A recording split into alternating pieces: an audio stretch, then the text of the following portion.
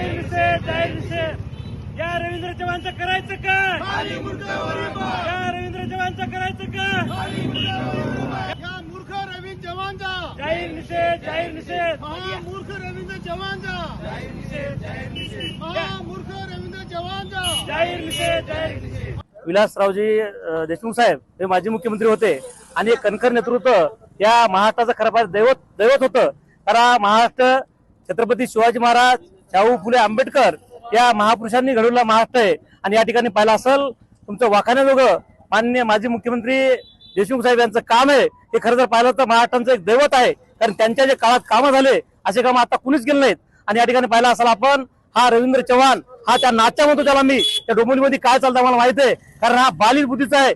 मला वाटते या नाच्यासारखे या रवींद्र चव्हाण हजार जरी पैदा झाले तर निश्चित मला वाटते देशमुख साहेबांसारखं काम किंवा देशमुख साहेब करते आणू शकत नाहीत. कारण ते काय म्हणले की या ठिकाणी त्यांच्या आठवणी पुसून काढा. अहो रवींद्र चव्हाण साहेब तुम्हाला थोडीशी लाज वाढायला पाहिजे. तुमच्या जिबीला हाड आहे करे. कारण पाहिलं असेल तुम्ही त्यांना म्हणता आठवणी पुसून काढत. या लातूर जिल्ह्यावरल्या किंवा महाराष्ट्रावर पूर्ण त्यांनी जे काळजावर आठवणी कोरल्या होत्या आणि त्या आठवणी कधी पुसल्या जाणार नाही. तर तुमचा आम्ही जाहीर निषेध करतो.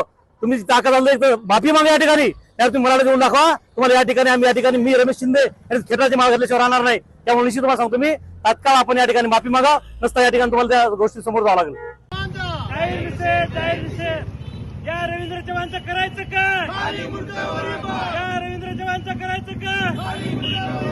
या मूर्ख रवींद्र चव्हाणचा जाहीर निषेध जाहीर निषेध. महामूर्ख रवींद्र चव्हाणचा जाहीर निषेध जाहीर निषेध. महामूर्ख रवींद्र चव्हाणचा जाहीर निषेध जाहीर निषेध.